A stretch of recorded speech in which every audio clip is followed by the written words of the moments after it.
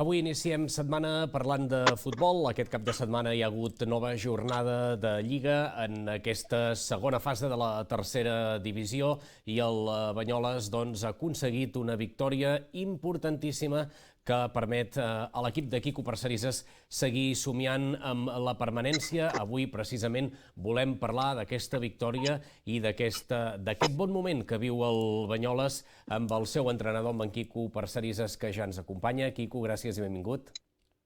Bona tarda, David. Bé, com deia ara a l'inici, vam parlar just abans d'arrencar aquesta segona fase, una segona fase complicada, evidentment, perquè començàveu a 7 punts de la salvació.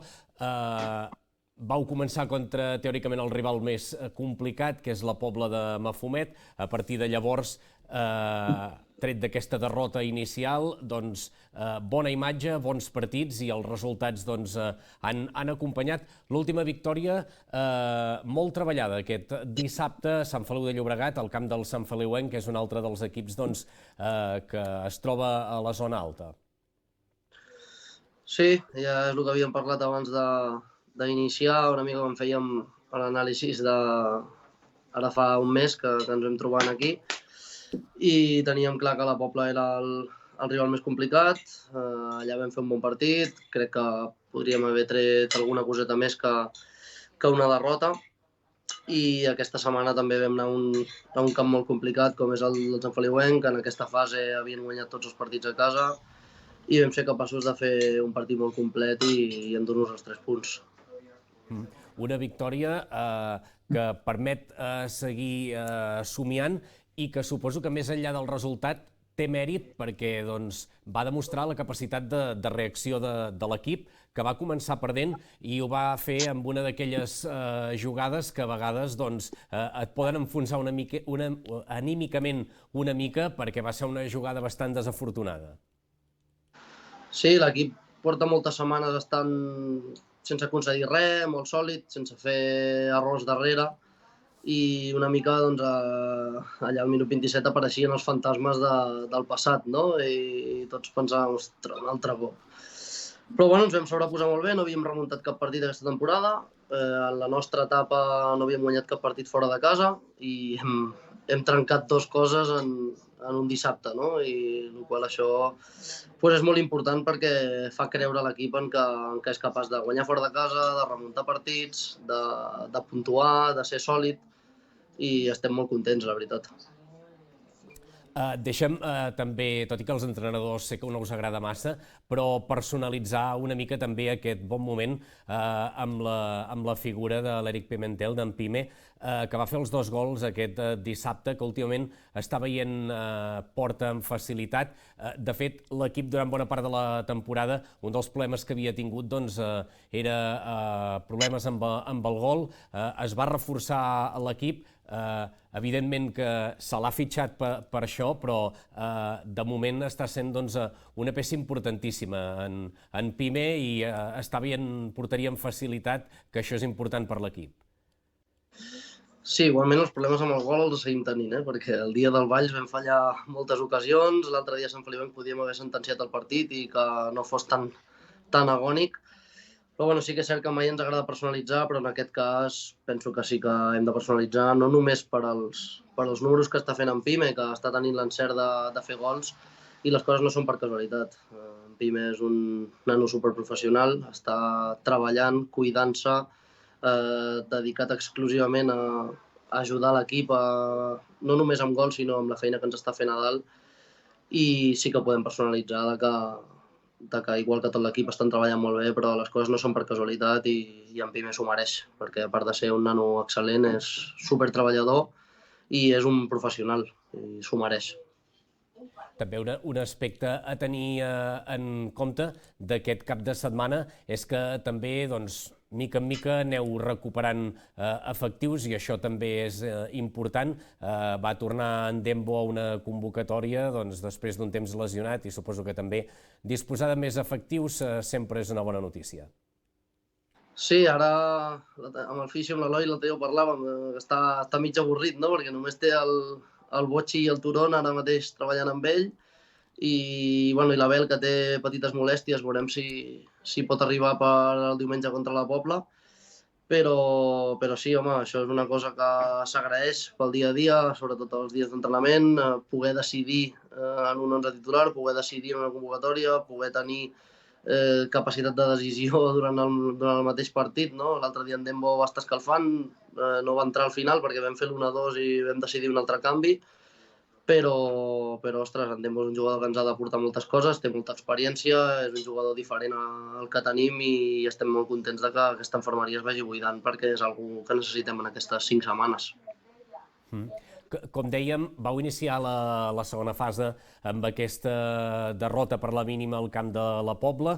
Després heu encadenat victòria a casa clara contra la Muntanyesa, l'empat contra el Valls i ara aquesta victòria al camp del Sant Feliuenc.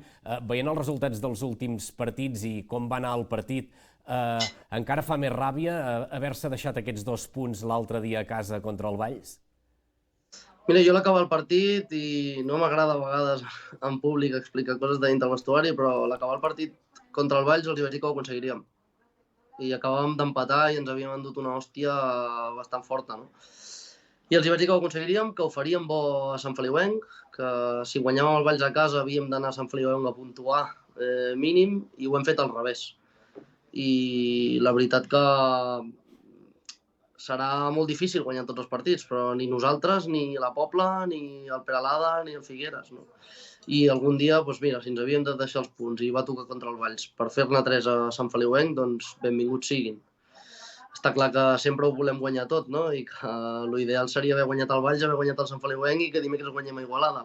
Però no serà tot tan fàcil.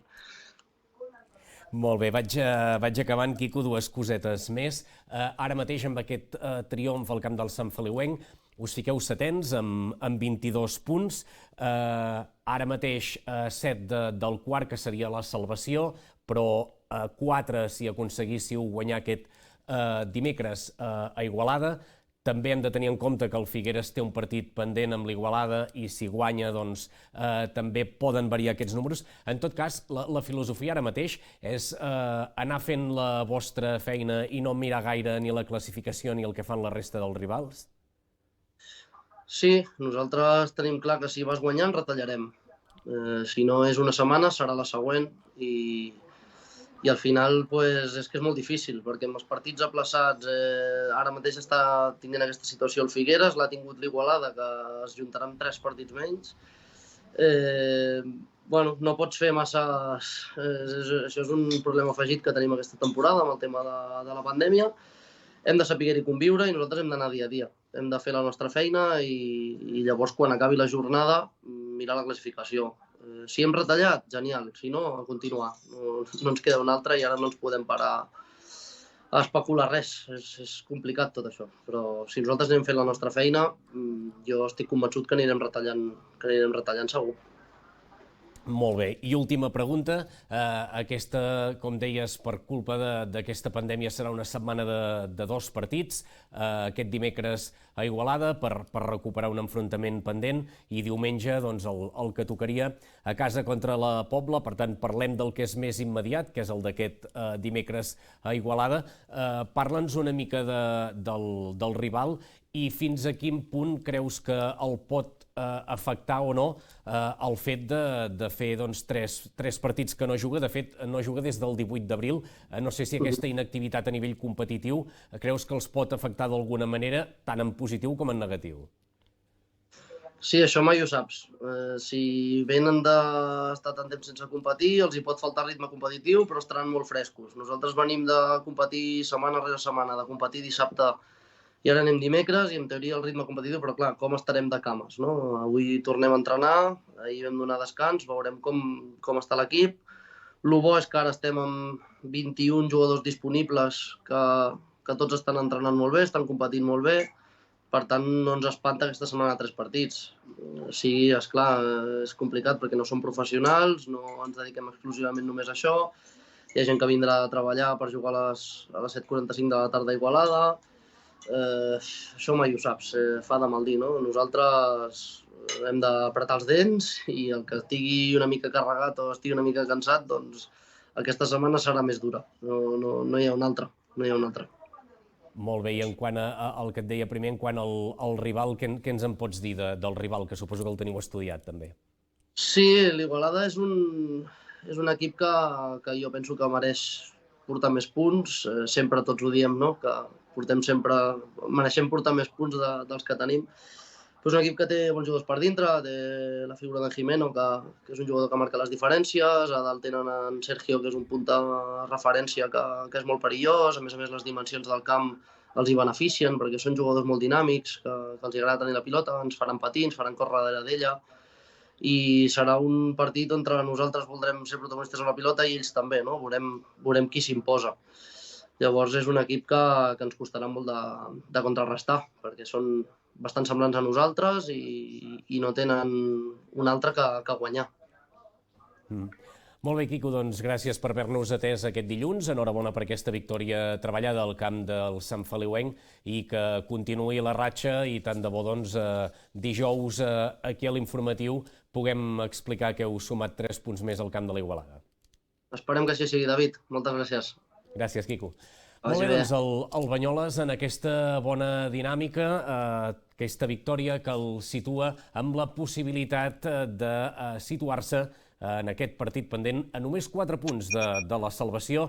Veurem com va aquest partit. Com deia en Quico, aquest dimecres a 7:45 de la tarda a Igualada. Hem volgut parlar una mica de tot plegat amb l'entrenador del Club Esportiu Banyoles.